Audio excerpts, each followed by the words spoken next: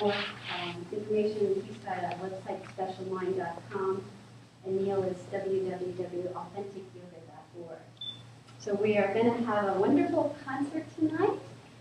Neil will be chanting the Sutras of Patanjali, and John will be accompanying on the different instruments. Yes. Anything else you wish to say? Yes, I will be saying now. You want to say anything? Only to mention, this instrument is a hammered dulcimer, which I'll be using in the style of the santur, which is very common in the Eastern countries. I think with the Middle East, of course, India, China has a version, Romania has a version of this instrument. I have an alto flute and a C flute also. I played this. I was very happy to make a pilgrimage to India, and this flute was with me in India. That's it. Don't cry. So, Don't cry when you feel only yes. I might, but not here. Thank you so much for having me. Us. This is the book I wrote. It's called Authentic Yoga Sutras for today. This is the second sutra in the history of yoga. This is not the one I am going to see. This has taken care of what happened after Patanjali until today. So this book has got something additional to that. For example, you heard one speech earlier in the meditation class, somebody was here. Some of those concepts may be taken care of, and today you hear Iyengar yoga, Ashtanga yoga, whatever yoga it is. All that is already clubbed into this book in a nutshell form. For example, the whole asana is only 1 or 2 lines in this book.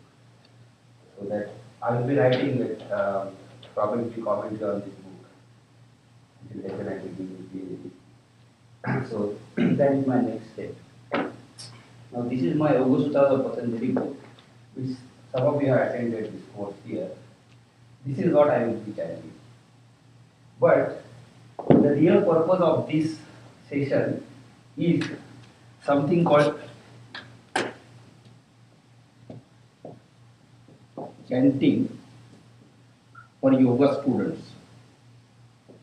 So what happened is that due to my fortune, I heard a lot of chanting from my birth. Maybe my mother was chanting before I was born.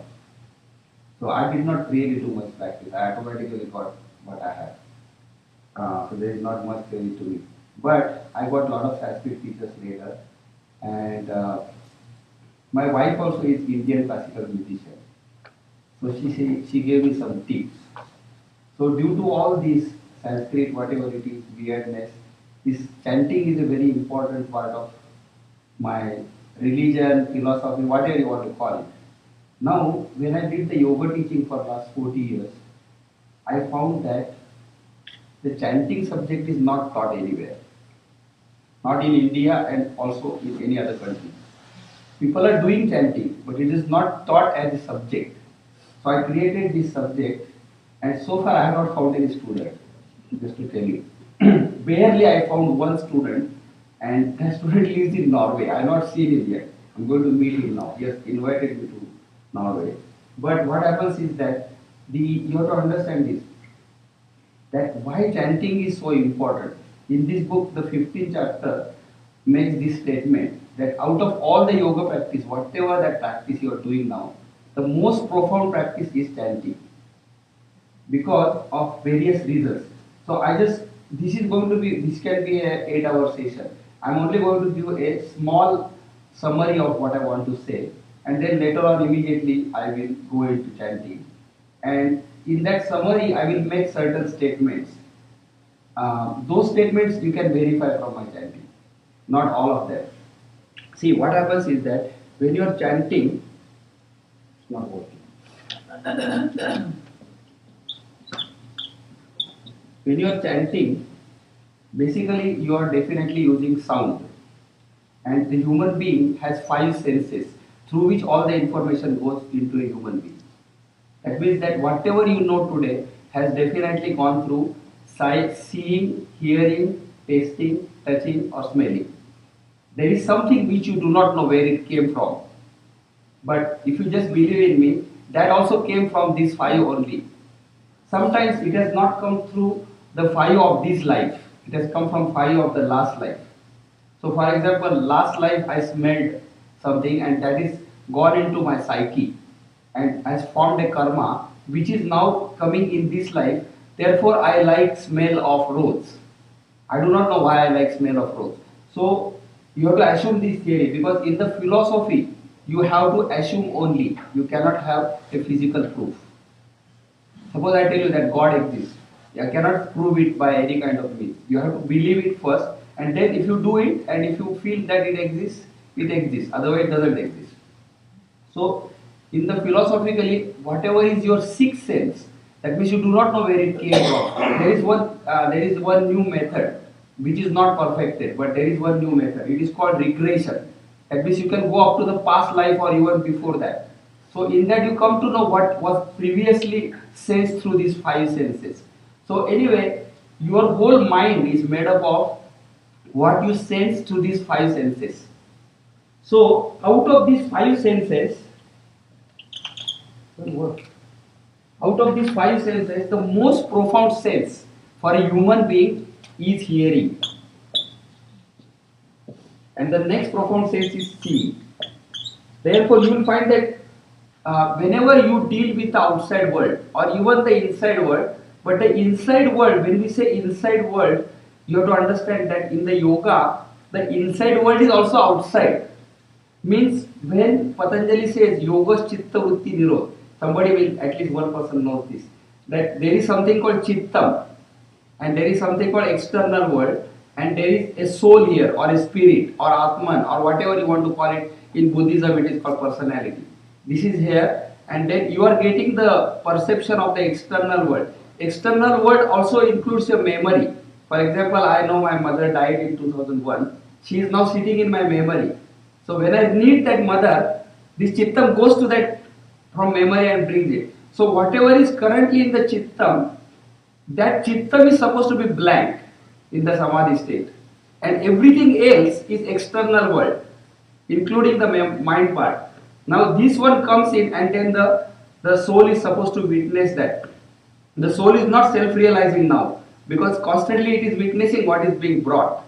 What is being brought, when it is completely stopped, that is called yoga chitta vritti nirodh. Then the soul has nothing to witness now. And therefore the soul witnesses itself. That is the definition of self-realization, which is given in the first four sutras of the Patanjali. So now what happens is, out of these five senses, the most profound sense is of the hearing. Then the next one is seeing. You'll find that whenever you have audio video, you like that. If I tell you to do something by, like a meditation by touching a stone, that is possible, but that becomes very difficult. Actually, when the Islamic people they touch that stone, they are kind of meditating that stone.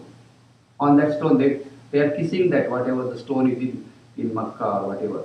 So what I want to tell you is that this sound, if you are able to use sound in your meditation, the sound doesn't have to be always loud. But if you use the sound, you will find that your meditation becomes very profound. Not only meditation, but the whole life, entertainment, whatever you want to do, even Bollywood dance becomes profound if you have sound. So now what happens? In this sound there are four different stages. For example, audible sound is called Vaikhari. Suppose I am now singing Hare Krishna, Hare Rama, Hare Krishna, Hare Rama. That is called audible sound. That means you can hear it and other people can hear it. Then once that sound becomes profound in your mind, then you will find that some people are doing like this. That means this portion is moving, but no sound is coming. Audible sound is not there. But the physical parts of the body are still moving. That sound is called Madhyama, means middle. That means you have gone into a subtle stage of that sound. Then the third sound is where there is no need of body part. You are only witnessing that chant.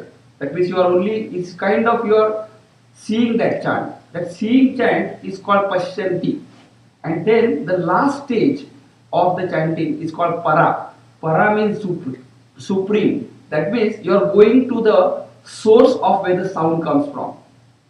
So if you are able to reach that source of the sound, then they come to know that all the sound is coming from Om only. So when you go to that, that's why this Om sound is very important in all the Asian cultures, because from Om only all that sound is coming. So it is kind of saying like the previous speech, he said there is a silence. That silence is where you want to reach. The next stage of that silence is Om. And whenever you make any modification to that Om, all the different languages, speeches are coming from there. Even in the Christianity there is Amen, in the Quran there is Amin. All these Amen, Amin, Shalom, Om, they all mean the same. That's a universal sound. So basically, if you are able to get hold of the sound, your mind focus is very profound. So that's the first part which I want to tell you. Now, you already know that in the past, long ago, the purpose of yoga is only self-realization. It is not meant for flexibility or body loss or beautification or anything like that in the past. So therefore what happens is that in the meditation, you use that sound in certain way. Then today you are using that yoga for various different reasons. So what I have done is, in my theory, I have formulated that whatever you want, even if you want weight loss, you can use the sound. But I'm not going to demonstrate that today. What I want to demonstrate is something else. So the second thing which I want to tell you is that the sound can be used for whatever your goal is. One sutra here says, Ganena sarvameva labhyate, means everything you can get by sound. Now only thing is you have to know how to use that sound for what you want. That is called technique. So what is going to happen now is, because we had a meditation class previously, and let us say that the topic is Yoga Sutras of Patanjali. Now you have to understand that Yoga Sutras of Patanjali is a philosophical text. It is not a text on how to perform yogasanas at all. There is no yogasana at all in the Patanjali. It's only a philosophical text where a method of meditation is described. So now what happens is, Yoga Sutra Patanjali is a philosophical text written in a sutra form. That means there are around 198 lines there, and each line means a lot of things. So you can go on understanding those lines for 1 day or 10 years or whatever years. So now what I want to say is that, suppose you are a philosophical student and you want to study this sutra. So suppose there is Sutra 1 to Sutra 198. So how are you going to study? Are you going to read those sutras every time? If you do not know Sanskrit language, are you going to read somebody else's book? This thing is there. That is why in Indian philosophy, in the classical Indian philosophy, suppose you go to a classical yoga teacher, which you will probably not find it here. But if you go to him, he will tell that you have to first memorize this sutra. Without that, I am not teaching you anything. So you have to first memorize this sutra, this classical system. Just remember, when I say this, I am not telling you to memorize. I am only telling you the theory. You can do whatever you want. So first step is to memorize these sutras. Now you will find that when you memorize anything, if that thing is written in a tune, or you sing it or chant it, it becomes easier to memorize. That means instead of saying Cynthia is my friend and John is my big brother, if I say Cynthia is my friend, like that, if you say it, then the memorization becomes definitely easier. So definitely chanting helps memorization. Now once you memorize, the advantage is this. The second is that if you do not know Sanskrit language, you have to know the meaning of the sutras. So this book, the black book, I only given the meaning. That means each word, the meaning is given, and when the meaning is joined, automatically statement is formed. That depiction is done in this book. So the second is that if you are able to get the meaning of each of those letters, then what you should do is, when you chant, you have to try to know the meaning of those words while you are chanting. That means you are saying some word, the meaning of that word should come in your mind. Then what is going to happen is, after some time, the meaning of that sutra will be imparted in your mind, and the more and more practice you do, and based on your other knowledge and whatever it is, your understanding of sutra is going to be very profound. That means you are basically doing a philosophical study through the chanting. And this part I will be demonstrating today, this and the philosophical. Also, of course, sometimes what happens is when you do the sutra chanting or any chanting, whatever it is, you are going to have a focus of the mind, and depending on how you are doing it. I am not the best in chanting. I just want to tell you that, but I am going to try my best. But suppose you have a person who is better than me, who is very good in classical music, he can do better than me. But so when I am chanting, don't judge me for my quality of singing. I'm just trying to give you the concept. So when you do this chanting in certain way, what happens is that you are going into a peaceful state of mind just by chanting itself. That means you are getting some kind of focus of mind, or at least the concentration of mind. So the meditation is occurring. Now, how do you know this? You have to actually practice this for a long time. If you practice, I have only one student so far who has memorized the first chapter of Patanjali. In last 20 years, I was lucky to get one student. But I am trying to find a student who will go beyond that.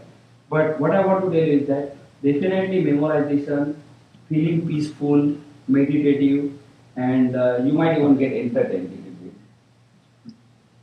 it. And philosophical study. This is coming. Why I want to tell you this.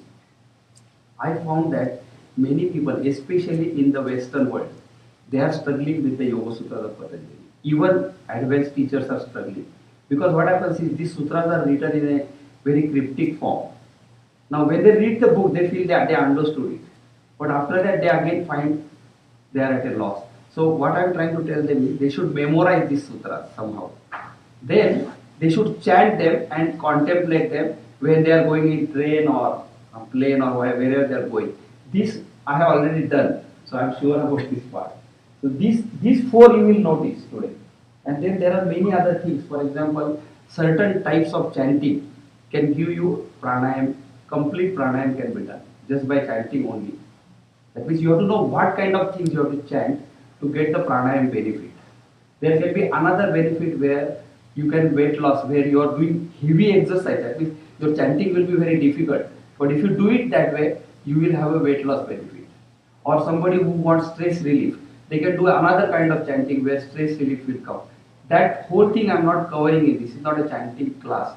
But I just want to tell you that the purpose of this whole session is to give you some understanding that chanting is a very important yoga practice. And another thing is that chanting doesn't require certain things. For example, it doesn't require a flexible body or like that to start. Almost everybody of us talk. So talking is a very easy thing like I'm doing now. So you, instead of talking, just chant. That's what I'm saying. I have produced 45 different audios for this purpose. Some of them are there and you can pay me whatever you want and take them. And this book only you should not take because only 2 copies are there. And next day, next week, more copies will come. So if somebody wants this book, it costs $20. This book, please don't take from there. There's only 2 copies.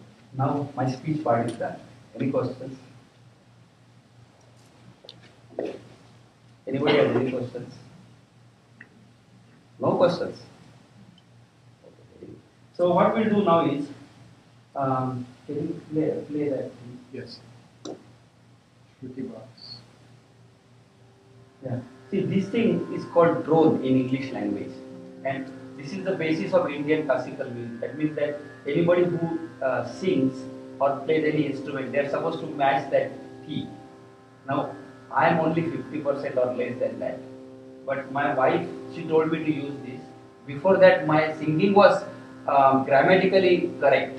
Means I was grammatically very good, or my pronunciation was perfect. However, my singing was not in tune.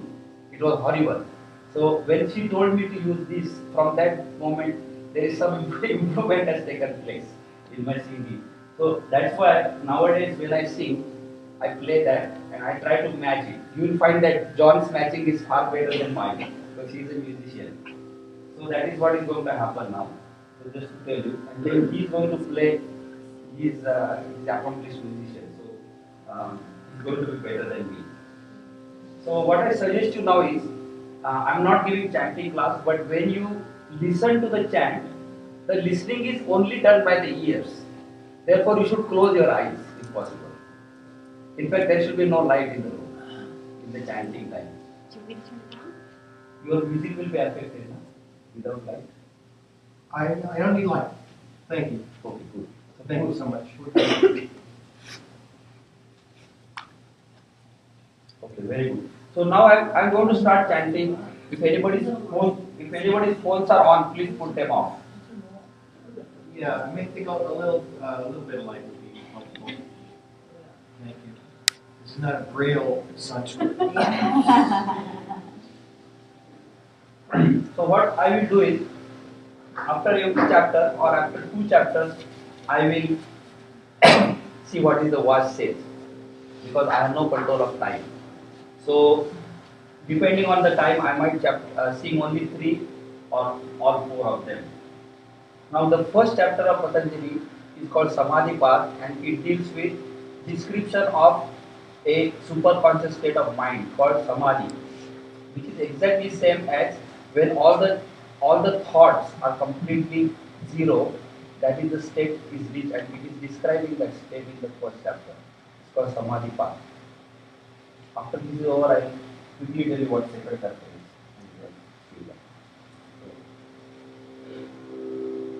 So please close your eyes.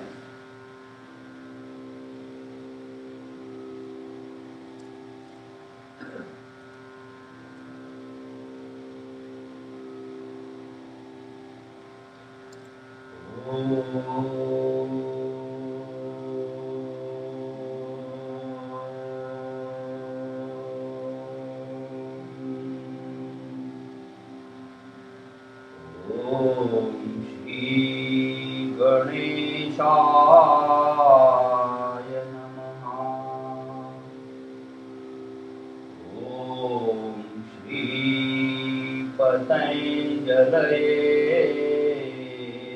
Namaha. Yogena Chittasya Padena Vacham Malam Sharirasya Cha Vaityakena Yopakarottam Pravaram Muninam Patanjalim Pranjaliranatosmi.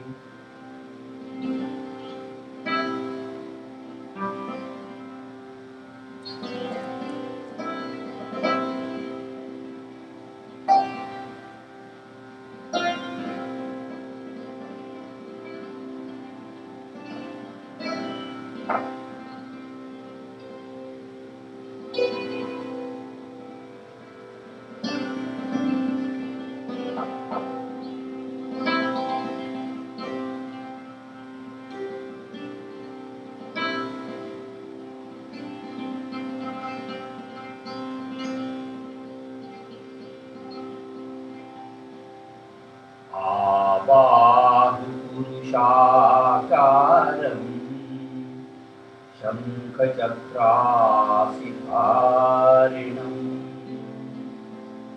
Sahasrashirasam Shvetam Pranamami Patanjalim. Pranamami Patanjalim. Pranamami Patanjalim.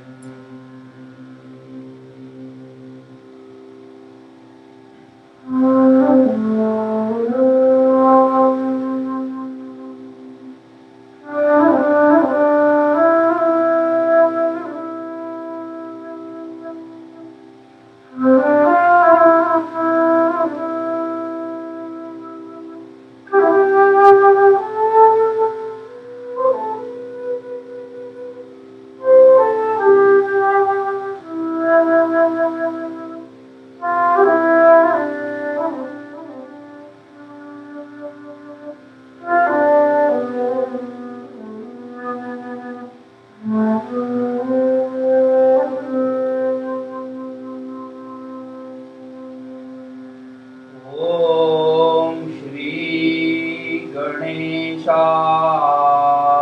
Namaha. Om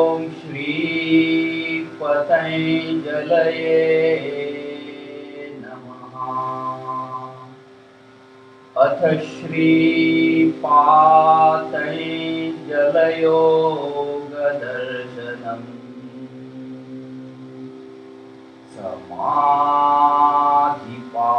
समाधिपादः अथ योगानुशासनम्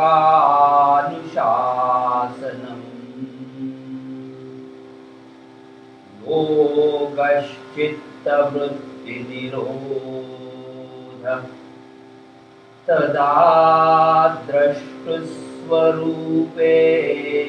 स्थानम् सारूप्यमितरत्र वृत्तयः पञ्चतयः क्लिष्टाः प्रमाणविपर्ययविकल्पनिद्रास्मृतयः प्रत्यक्षानुमानागमाः प्रमाणानि पर्ययो मिथ्या ज्ञानमतद्रूपप्रदिष्टम् शब्दज्ञानानुपाती वस्तुशून्यो विकल्पः अभावप्रत्ययालम्बना वृत्तिर्निद्रा अनुभूतविषया सम्प्रमोषस्मृतिः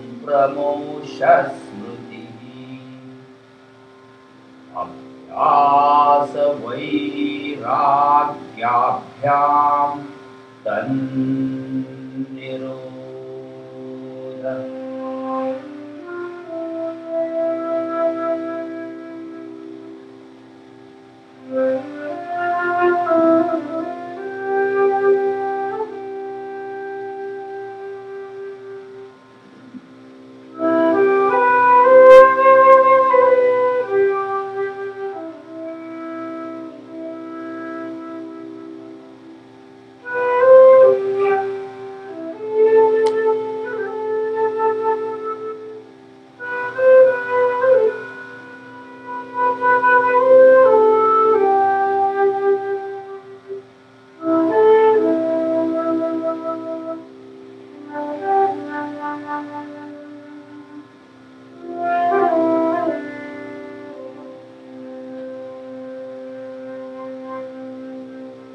तत्र स्थितौ यत्नोऽभ्यासः स तु दीर्घकालनैरन्तर्यसत्कारासेवितो दृढभूमिः दृष्टानुशविकविषयवितृष्णस्य वशीकारसंज्ञावैराग्यम् तत्परं पुरुषख्यातेर्गुणवैतृष्ण्यम्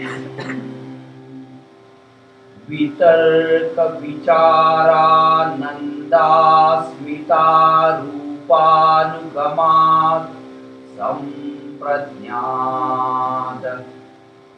रामप्रत्ययाभ्यासपूर्वः संस्कारशेषोऽन्यः भवप्रत्ययो विदेहप्रकृतिलयानां श्रद्धा वीर्यस्मृतिसमाधिप्रज्ञापूर्वक इतरेषाम्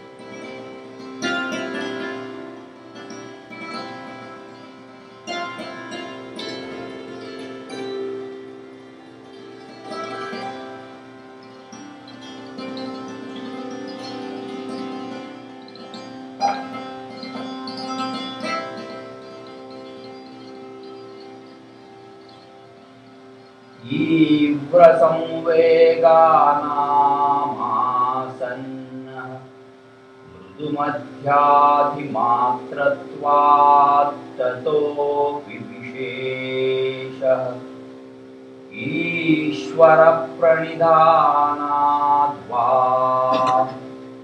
क्लेशकर्म विपाकाशयैरपरामृष्टः पुरुषविशेष ईश्वरः तत्र निरतिशयं सार्वज्ञबीजम् स एष पूर्वेषामपि गुरु कालेनानवच्छेदात् तस्य वाचकः प्रणवः तज्जपस्तदर्थभावनम् ततः प्रत्यक्षेतनाधिगमोऽप्यन्तरायाभावश्च व्याधिस्त्यानसंशयप्रमादालस्या विरति भ्रान्तिदर्शनालब्धभूमिकत्वानवस्थितत्वानि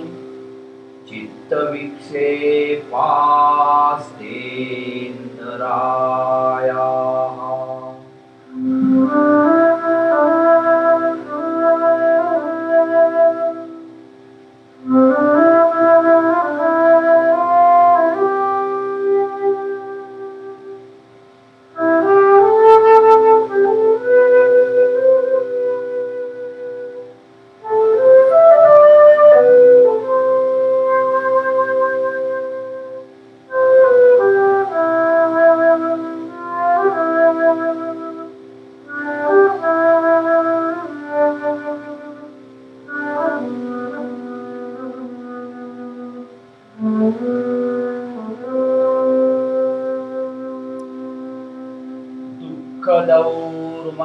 दुःखदौर्मनस्याङ्गमे जयत्व श्वासप्रश्वासा विक्षेपसह भुवः तत्प्रतिषेधार्थमेकतत्त्वाभ्यासः मैत्री करुणामुदितोपेक्षाणां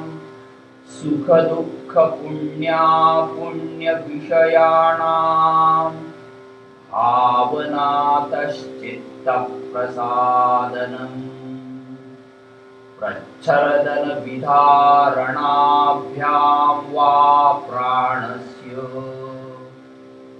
विषयवती वा प्रवृत्तिरुत्पन्ना मनसस्थितिनिबन्धिनी विशोका वा ज्योतिष्मती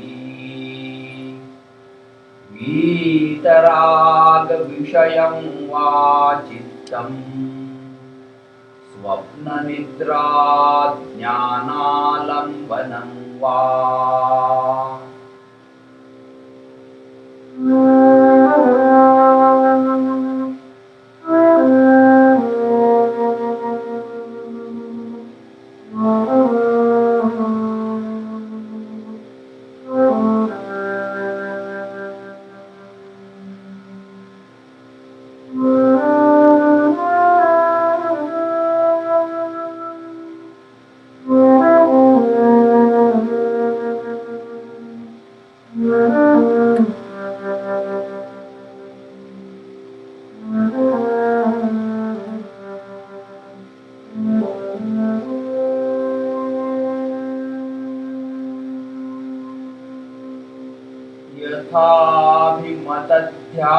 यथाभिमतध्यानाद्वा परमाणु परममहत्त्वान्तोऽस्य वशीकारः क्षीणवृत्तेरभिजातस्येव मणेर्गृहीतृ ग्रहणग्राह्येषु तस्थतदै जनता समापत्तिः तत्र शब्दार्थ ज्ञान विकल्पैः संकीर्णा सवितर्का समापत्तिः स्मृति परिशुद्धौ स्वरूपशून्ये वार्थमात्र निर्भासा निर्वितर्का एतयैव सविचारा निर्विचारा च सूक्ष्म विषया व्याख्याताः सूक्ष्म विषयत्वं चालिङ्गपर्यवसानम् ता एव सबीजः समाधिः।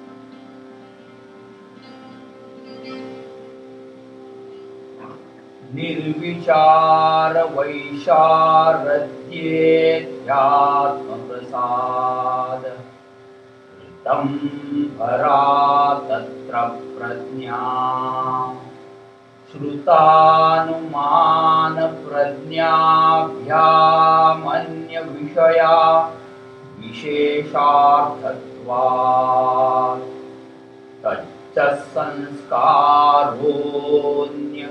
संस्कार प्रतिबंधी तस्यापि निरोधे सर्वनिरोधान् निर्बीजः समाधिः इति श्री पातञ्जले योगशास्त्रे समाधि निर्देशो नाम प्रथम पादः। ओम शांति शांति शांति।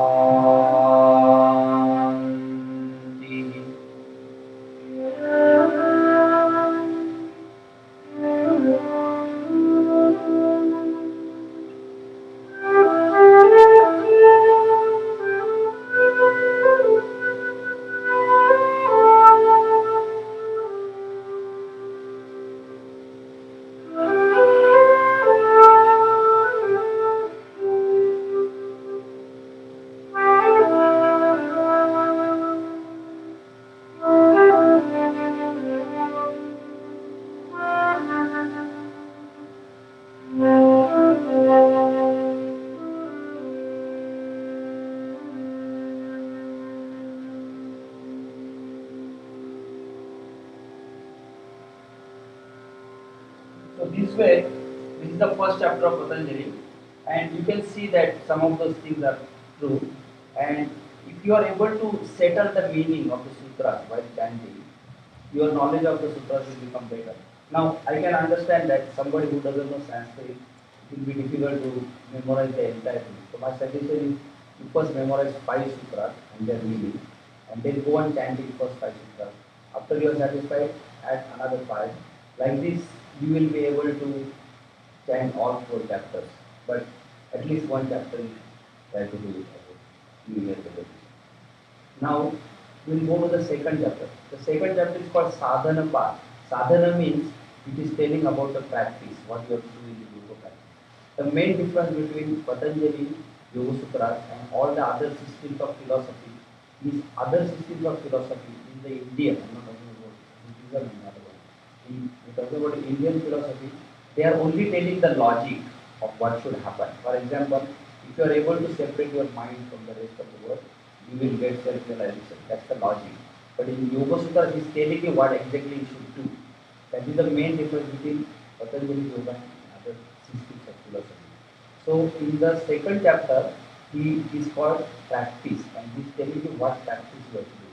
Actually speaking, he is not telling all the practice in the second chapter. He is only telling what is the external practice. That means before you start any meditation, what practice should be done is given in the second chapter. What practice should be done during meditation is given in the third chapter. And then when you do the meditation correctly, some things happen, that is given in the third chapter. So now I am going to see the second chapter.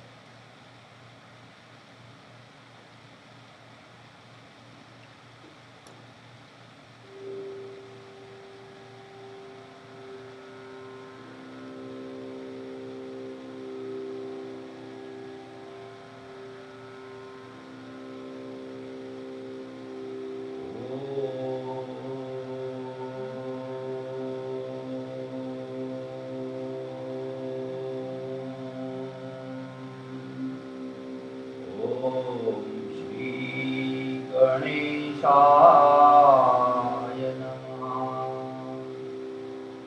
ॐ श्रीपतञ्जलये नमः। अथ श्रीपातञ्जलयोगदर्शनम्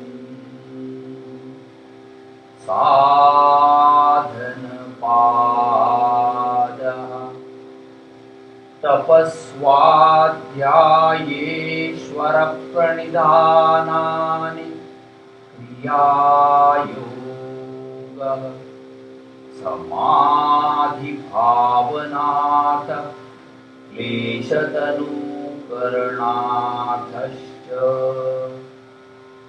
अविद्यास्मिता रागद्वेषाभिनिवेशा क्लेशाः अविद्याक्षेत्रमुत्तरेषां प्रसुप्ततनुविच्छिन्नोदाराणाम् अनित्याशुचिदुःखानात्मसु नित्यशुचिसुखात्मख्यातिरविद्या दर्शनशक्यो रेकात्मते वास्मिता सुखानुशयी राग दुःखानुशयी द्वेषः स्वरसवाही विदुषोऽपि तन्वनुबन्धो विनिवेशः ये प्रतिप्रसवहेयास् सूक्ष्माः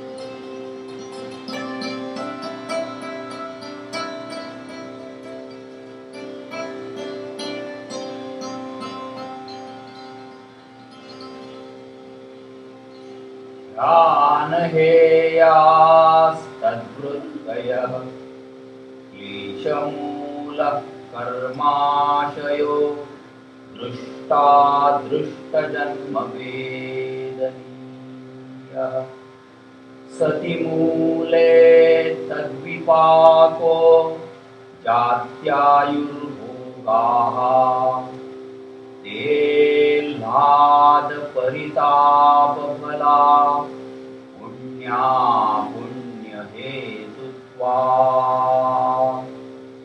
परिणाम ताप संस्कार दुःखैः गुणवृत्ति विरोधाच्च दुःखमेव सर्वं विवेकिनः हेयं दुःखमनागतम् द्रष्टृदृश्ययोः संयोगो हेयहेतुः प्रकाशक्रियास्थितिशीलम् भूतेन्द्रियात्मकं भोगापवर्गार्थं दृष्टम्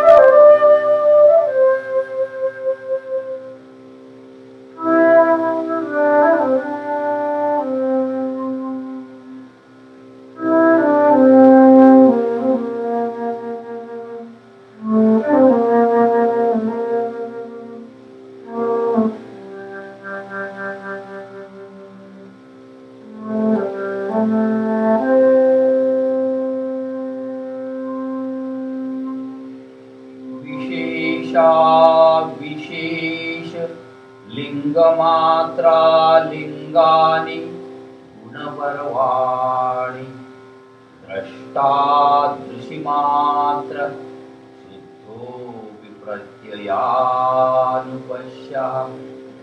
तदर्थ एव दृश्यस्यात्मा कृतार्थं प्रति नष्टमप्यनष्टं तदन्यसाधारणत्वात् स्वस्वामिशक्त्यो स्वरूपोपलब्धिहेतुः संयोगः तस्य हेतुर्विद्या तदभावात् संयोगाभावो हानं तदृशे कैवल्यम् विवेकख्यातिरविप्लवा हानोपायः तस्य सप्तधा प्रान्तभूमिः प्रज्ञा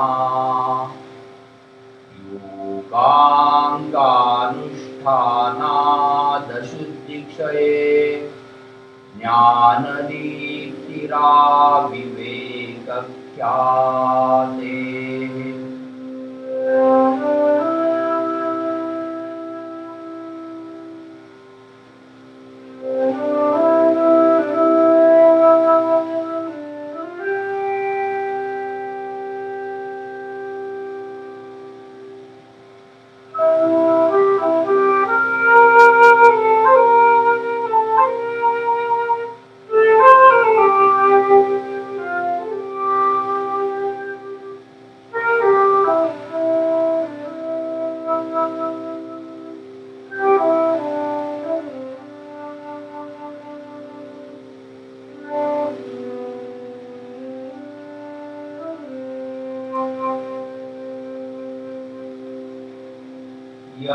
यमनियमासन प्राणायाम प्रत्याहार धारणा ध्यान समाधयो तावंगानि अहिंसा सत्यास्तेय ब्रह्मचर्या परिग्रहाः यमाः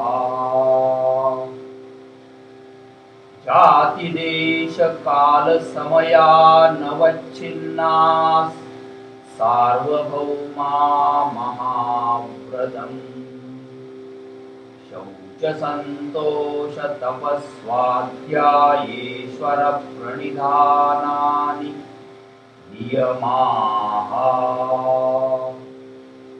वितर्कबाधने प्रतिपक्षभावनम् वितर्काहिंसादय कृतकारितानुमोदिता लोभक्रोधमोहपूर्वका मृदुमध्याधिमात्रा दुःखाज्ञानानन्तफला इति प्रतिपक्षभावनम् अहिंसा प्रतिष्ठायां तत्सन्निधौ वैरत्यागः सत्यप्रतिष्ठायां क्रियाफलाश्रयत्वम्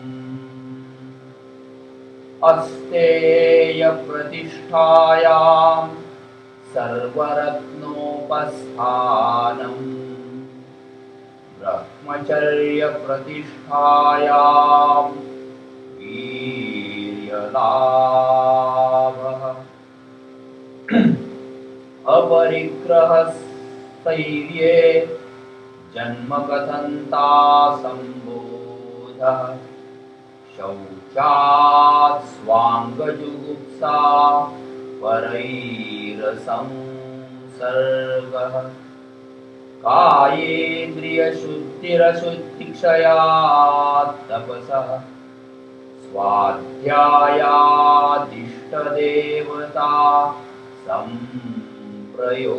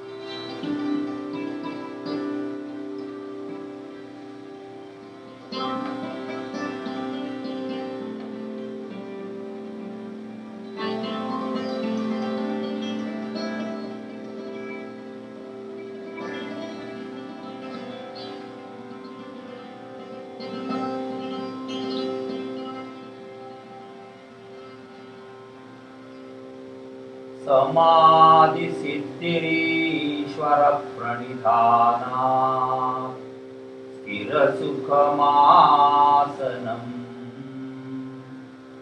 प्रयत्नशैथिल्यानन्तसमापत्तिभ्यां ततो द्वन्द्वानभिघातः तस्मिन् सति श्वासप्रश्वासयोर्गतिविच्छेदः प्राणायामः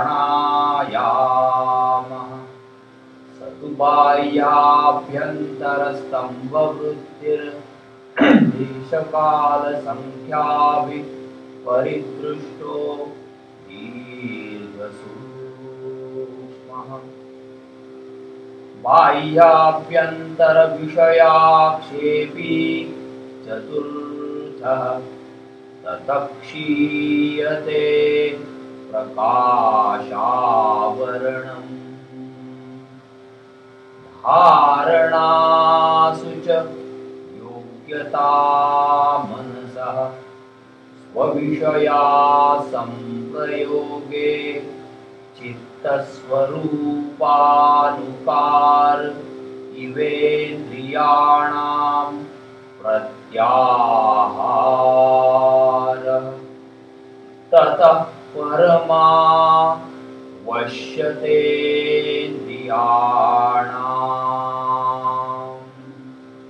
इति श्रीपातञ्जले योगशास्त्रे साधननिर्देशो नाम द्वितीयः पादः। ॐ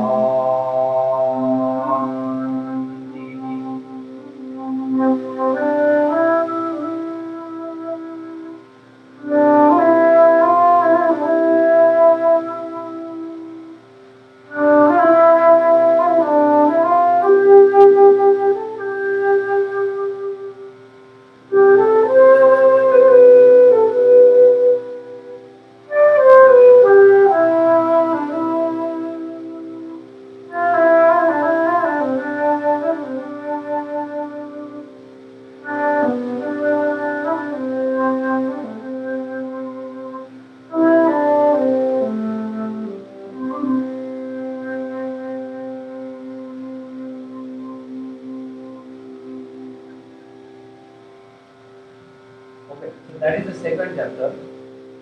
Now, the third chapter is the largest chapter, so I will skip it. And the fourth chapter is the smallest chapter out of four, which I will definitely complete. But I just want to tell you that in the third chapter, he is telling the starting of the meditation practice. It exactly defines what the meditation is in 4 lines. After that, it says that because of meditation practice, you will automatically develop some special abilities. Even if you don't want the special abilities, you will still develop them. It is like if you are a president of the United States, you will get certain salary. Even if you don't want it, they are still going to deposit in your account. You can give it to somebody, but it still will be there.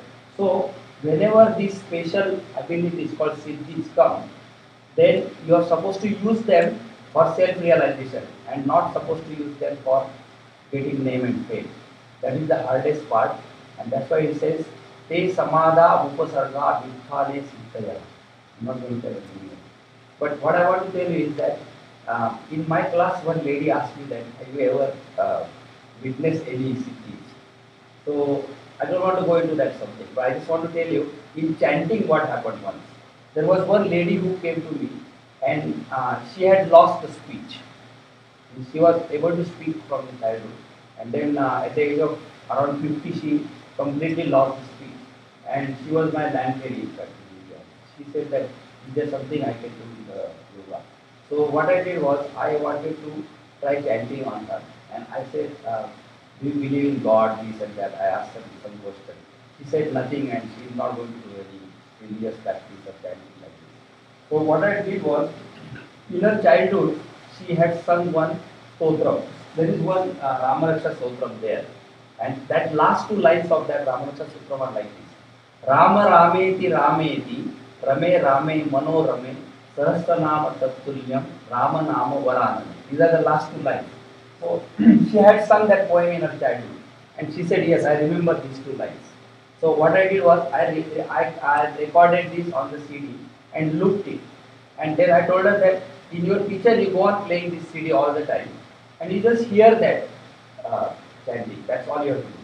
So to her surprise, she heard that chanting, and after some time she started singing those 2 lines, and her speech completely came back. That means she is able to speak today completely, that lady. But the funny thing is she left that chanting afterwards. So that is the third chapter. Now I am going to sing the fourth chapter. In the fourth chapter, what he is saying is that in the third chapter, because of the meditation practice, the thoughts have become zero, and the person has self-realized now. That means he knows what he was or what he is, and he is not going to get any more karma. That means he is not going to create any more karma. He is only going to act as if he is only witness. So that way, no new karma will be created, and he has realized the self. So in a way, he has completed his yoga practice in terms of whatever the yoga science is. Now what happens is that after he does this, he comes to know that yes, he is not going to create any new karma, but in the past he has messed up little bit. Means in the past, like he may have murdered somebody or something like that. So he will, because of his profound meditation and the mental acuteness, he will come to know that there is a karma which he has to resolve now. If he resolves that karma, then only he will get liberated and get nirvana, and he will not be born again. This whole what happens after self-realization is given in the fourth chapter. It is called Kaivalya path, and that is the most difficult in terms of philosophical study, and it is the shortest of the 4 paths. It's only half of the other paths, and it is describing what exactly he will do now in his life until the liberation occurs. So, right.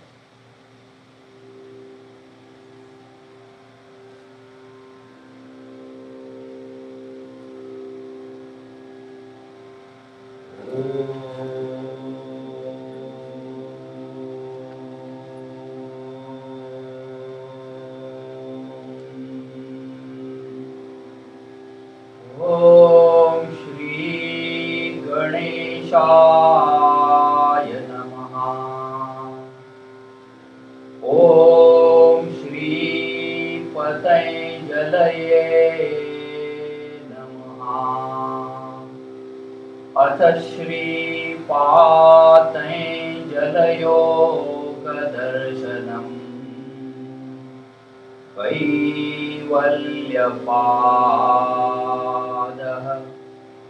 जन्मौषधिमन्त्रतपःसमाधिजाः सिद्धयः जात्यन्तरपरिणाम प्रकृत्या भूरात् निमित्तमप्रयोजकं प्रकृतीनां वर्णभेदस्तु ततक्षेत्रिकवत् निर्माणचित्तान्यस्मिता मात्रा प्रवृत्तिभेदे प्रयोजकं चित्तमेकमनेकेषां तत्र ध्यानजमनाशयम्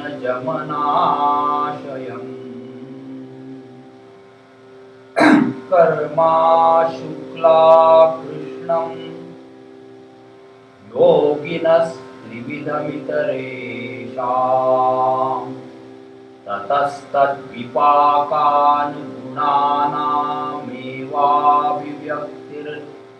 ततस्तद्विपाकानुगुणानामेवाभिव्यक्तिर्वास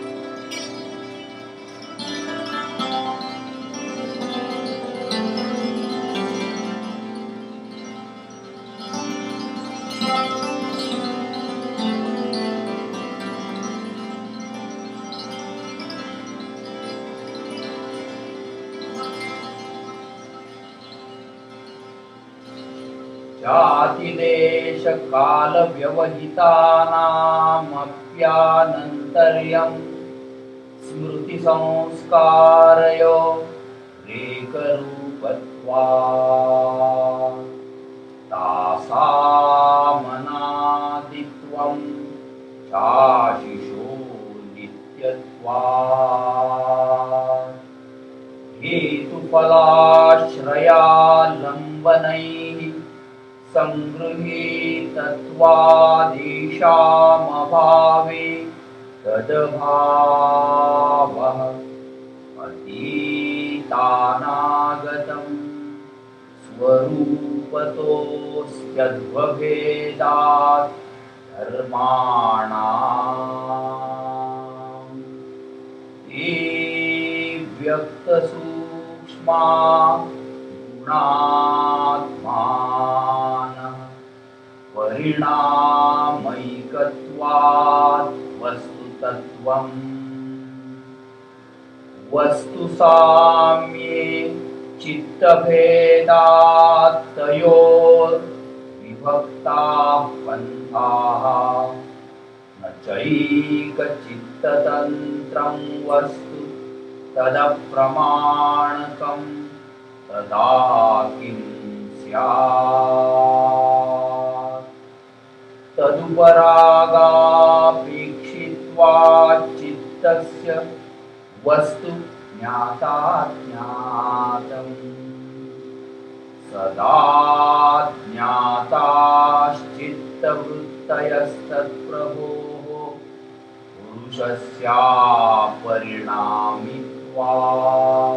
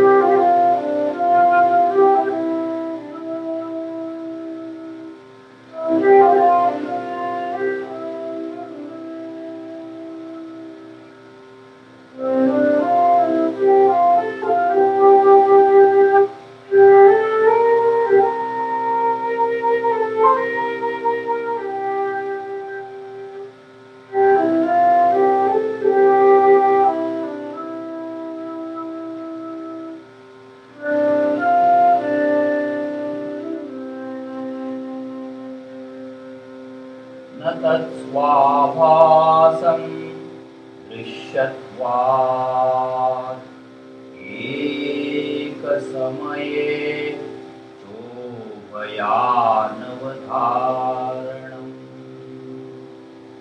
चित्तान्तरदृश्ये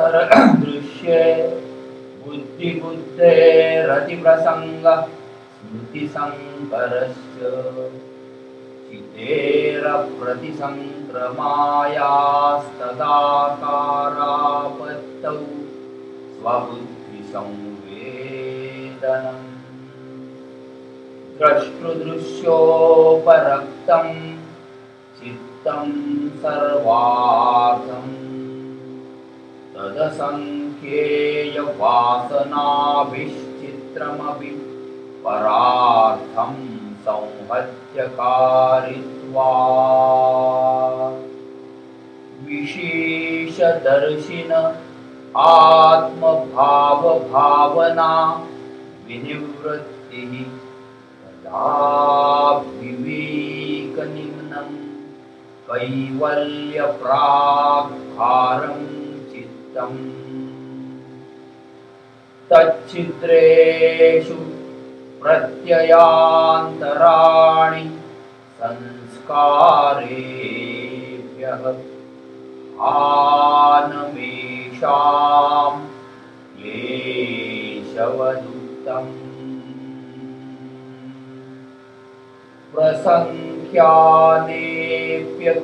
प्रसङ्ख्यानेऽप्यकुसीदस्य सर्वथा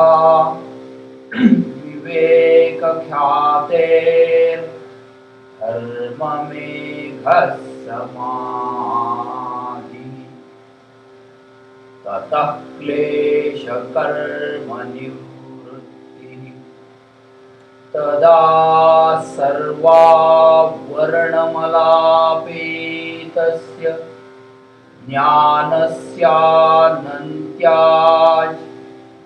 ज्ञानस्यानन्त्याज्ञेयमल्पम्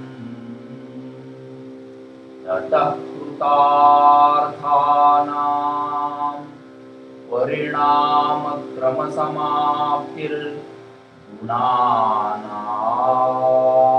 परिणामक्रमसमाप्तिर्गुणानाम् क्षणप्रतियोगी परिणामापरान्त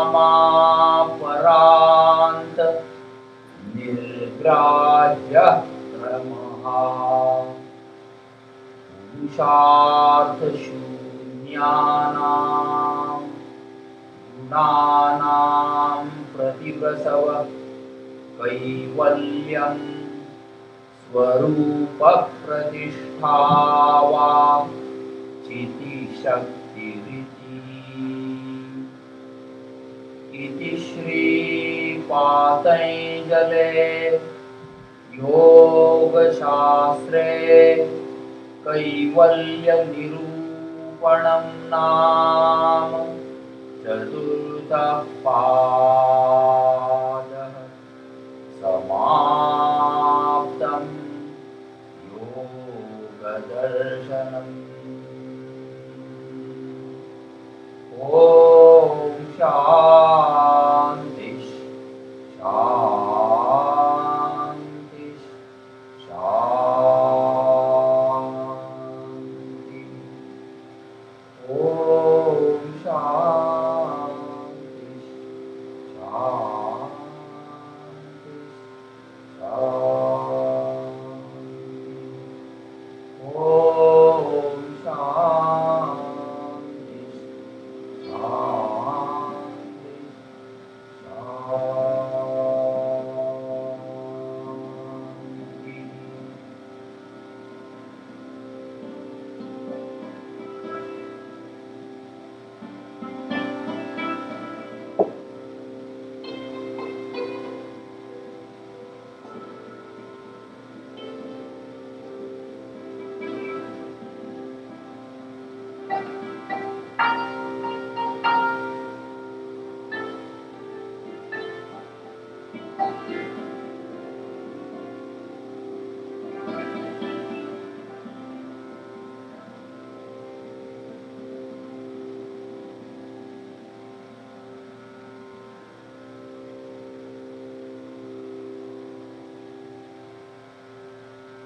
So that is the fourth chapter.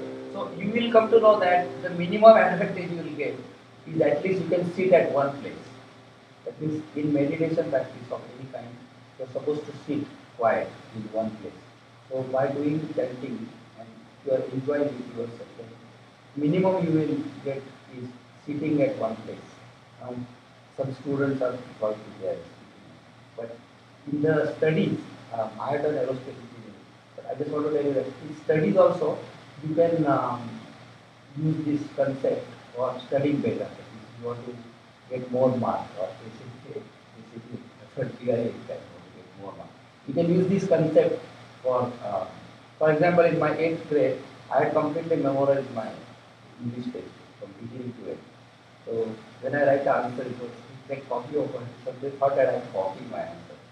But actually, I had memorized it from first page to the last page, including publisher, price, everything was memorized. So I just want to tell you that as you become a very serious student of philosophy, this becomes important. But whether you are a serious student of philosophy or just student of sitting or student of mathematics, definitely helps. That is the purpose I wanted to do this workshop. Because in yoga schools, this concept is not introduced to that extent. It's only introduced mainly up to the kirtan, devotional singing. The devotional singing has another benefit. So up to that extent, it is introduced. So I'm trying to see whether I can introduce this subject before I go.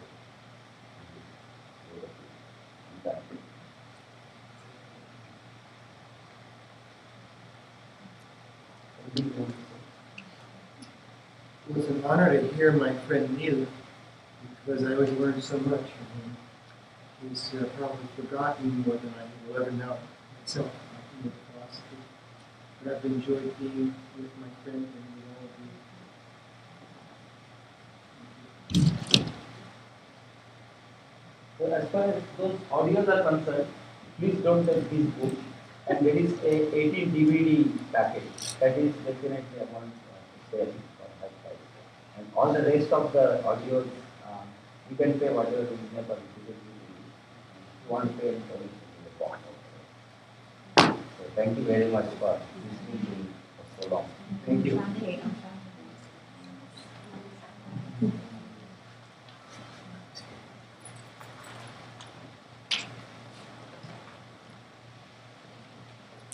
By the way, some of you might be curious about a hammered dulcimer.